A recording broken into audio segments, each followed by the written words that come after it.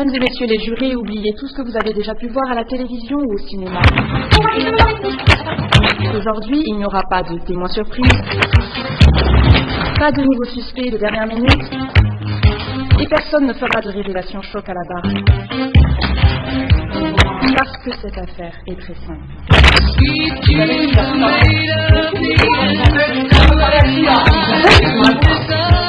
Margaret Everton, épouse de Mark Everton ici présent, a été assassinée.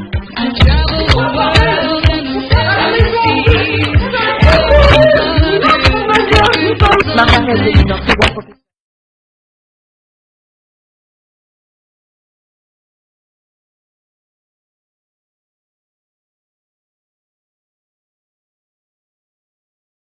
Des demi-fous de rage, littéralement. La voisine, agacée par ce tapage nocturne, a appelé la police. Les voisins, ils font du bruit tous les soirs. J'ai mal. Elle faut vraiment que vous veniez là. Et quand le policier est arrivé sur les lieux, il a trouvé Margaret morte.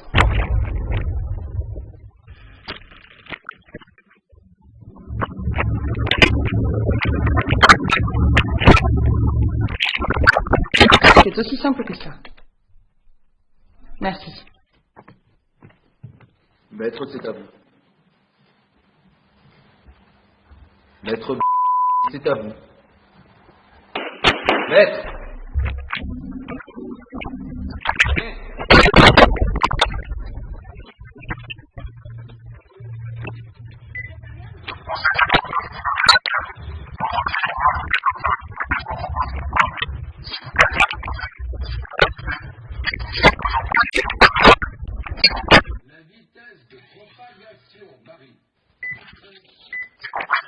Je suis aveugle, je ne suis pas sourd.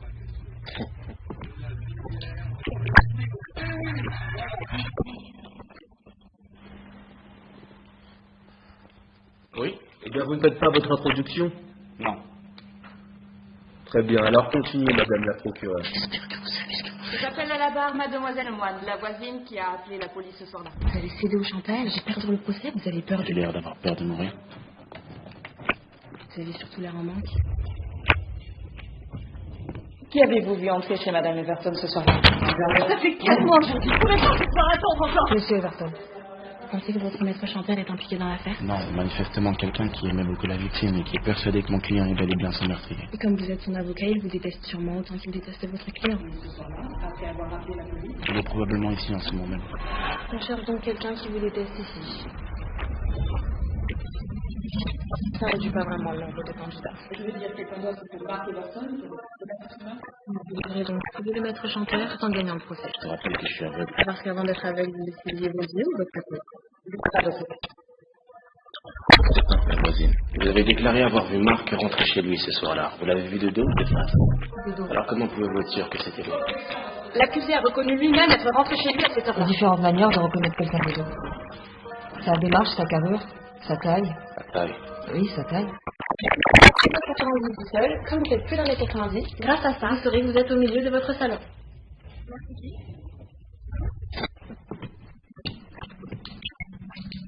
Vous pensez donc être capable de déterminer la taille approximative de quelqu'un à lui?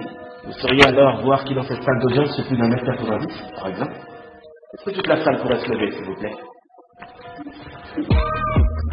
Pour ceux qui font plus d'un mètre 90. Dernière rangée, les garçons à la 3e place en partant de la rue. 5e rang, première place à droite. Et la jeune femme tout devant à droite, elle doit faire 1m90 pour avancer pas loin. Elle a beau? Elle a beau. Pour moi. C'est extrême, sachant que c'est potentiel. Est-ce que vous posez quelle question?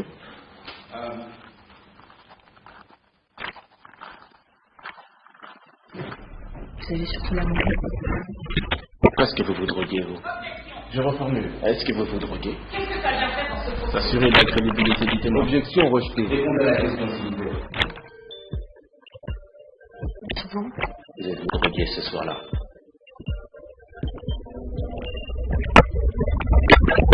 Oui. Mais c'était après avoir appelé la police. Votre déposition s'arrête au moment où vous avez appelé la police. Avez-vous fait après? Après vous êtes drogué. Je me suis endormie. Vous êtes endormi. Mon client déclare être sorti de l'appartement après la discussion, sans sa femme seule, pour ensuite remonter et la trouver morte. c'est tout. Je vous ai dit tout ce que je savais. Oh, mais donc, faites confiance en votre mémoire si vous prenez des stupéfiants. Et elle nous dit que vous ne vous êtes pas drogué ou que vous avez pu avoir conscience de ce qui elle nous dit que vous n'êtes pas sorti de chez vous après que le mari soit sorti, mais pas allé voir cette satanée voisine qui vous tape sur les nerfs et discuter avec son imbécile de mari tous les soirs à cause des drogues, vous ne vous souvenez de rien. Peut-être que dans votre état second, vous n'avez pas aimé le ton de cette satanée voisine. Alors avant que le mari ne revienne, vous êtes rentré chez vous, mais après l'avoir poignardé. Objection, votre honneur. Spéculation. Contentez-vous de poser vos questions, maître. Je vous rappelle que vous êtes sous serment, mademoiselle Lemoine. Alors êtes-vous sûre et certaine, vous vous souvenez, vous êtes endormi après vous être drogué ce soir-là? Oui. Je crois. Je n'ai plus de questions. Le dernier en troisième place à gauche, continue. Première place sur une femme devant à droite. Oui, c'est l'un des trois. Les deux, la meilleure amie. Vous étiez l'ami de Margaret, c'est bien ça? Oui, Maggie était ma meilleure amie. Comment caractériseriez-vous sa relation avec Marc? Normal, c'était une relation normale. N'avez-vous jamais été témoin de disputes? Si, comme tous les couples. De disputes particulièrement violentes? Je sais pas ce que vous essayez de me faire dire, c'était juste un couple normal, avec des hauts, des bas. Il m'a dit que j'avais vraiment été contente d'avoir Marc. Marc est aussi l'un de vos meilleurs amis. Oui, vous êtes venu. Donc vous le couvrez. Objection? Spéculation? Contentez-vous de poser votre question. Retenue, mais cessez votre cinéma, maître. Vous pouvez écrire Marc dans sa relation avec Margaret en quelques mots. Oui, Marc était quelqu'un de gentil, patient avec Maggie, intelligent et... Pardon. Dans le téléphone de la victime, on m'a rapporté que Margaret s'amusait à mettre des émojis à côté du nom de ses amis dans son répertoire. Est-ce que vous faisiez pareil? Oui. Quel est l'émoji à côté du nom de Marc dans votre téléphone? Un cœur, je crois. Un cœur. Quelle couleur est ce cœur? Rouge. Combien de temps vous êtes amoureuse de Marc? La qualité de gentil, patient, intelligent. Si est-ce que Gérard a l'occasion d'élever quelqu'un aussi bête et détestable que cet homme? Il a été visionné et ça ne peut qu'être vraiment voilà. Il était jamais petit. Est-ce que ça vous aide de voir un cœur? Ça ne peut pas être ça. Il était avec tout le monde et en plus par là plutôt que vous. Vous avez prévu de tromper. Vous étiez jalouse de votre meilleure amie, amoureuse de son mari. Merci.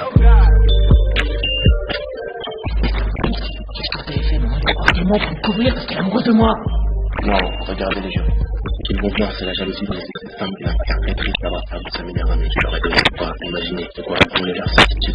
Imaginez cette femme rendre visite à sa meilleure amie et vous imaginez ces discussions avec elle sont descendus de l'appartement à propos de vous, de son infidélité, peu importe. Vous imaginez cette femme poignarder sa meilleure amie de sang-froid par la jalousie.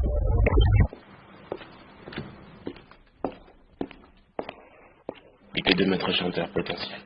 Vous en avez éliminé un sur les trois? La femme du premier rang. Et la jeune femme, elle doit sortir avec 90 grâce à ses talents. Ça peut pas être elle, j'ai entendu cet homme. Ah oui, évidemment. Ah, mais regarde pas comme ça. Vous êtes le policier arrivé en premier sur les lieux. Alors je n'ai plus de questions à vous poser. Qu'avez-vous vu? J'ai vu cet homme au-dessus du corps de la victime, au complet sans venir. Il venait de retirer la lame du corps inerte de la victime. Sur la droite, de sa fauteuil. Êtes-vous sûr que Marc...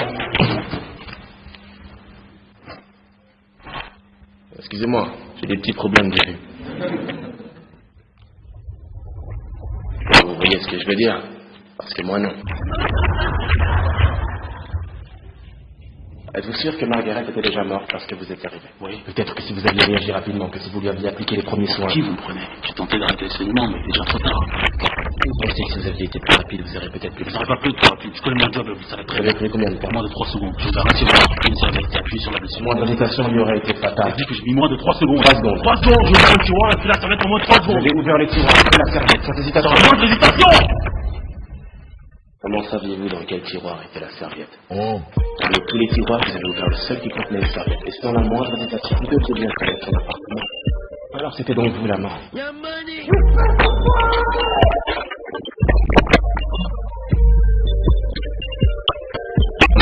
Vous avez appelé la victime Maggie. Corps inerte de Maggie. Évidemment, vous avez pied sur les lieux qui étaient déjà cachés quelque part à habillés dans les mains. Est-ce que vous pensez à une réduction? Monsieur la Dispesto, vouliez vous assurer qu'elle ne quitte pas votre nom? Je comprends de votre réputation, de votre prudence. Vous aurez balancé tôt ou tard pour sauver son couple. Et vous le saviez. Avez-vous attendu que le mari sorte pour retourner faire taire Margaret à tout jamais?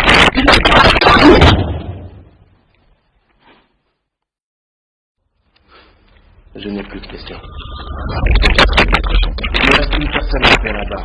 Alors j'aimerais faire venir, enfin vous voyez ce que je veux dire, parce que moi non. L'homme assis au 5e rang, première place à droite.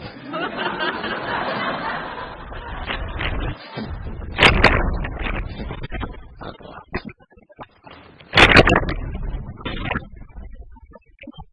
C'est l'un des étudiants de la victime, n'est-ce pas? Elle s'appelle Margaret Everton. Vous attendez de ce procès. Margaret Everton.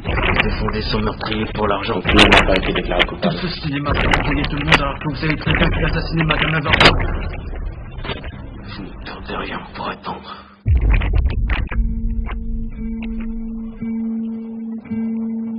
Avez-vous envisagé l'éventualité que Margaret Everton se soit suicidée?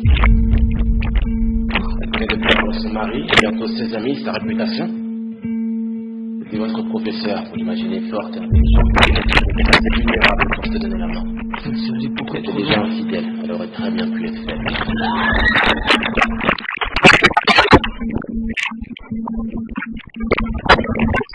Vous êtes une pourriture. Vous cherchez à manipuler tout le monde. Jamais elle aurait fait une chose pareille. J'ai l'air d'avoir peur de lui. Vous la connaissez pas. C'est pas de nous apprendre la biologie. Ce salon fin, il a fasciné. Je te rappelle que je suis aveugle. Vous êtes des scientifiques et politiques échappés à la prison. Vous méritez de payer. Parce qu'avant d'être aveugle, vous étudiez les yeux.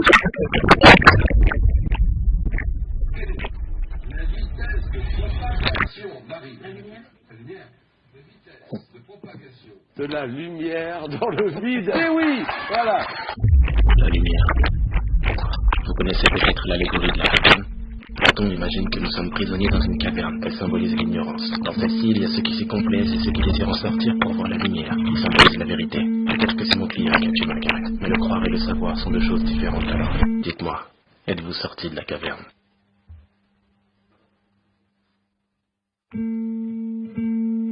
Pousse-toi! Tranquille!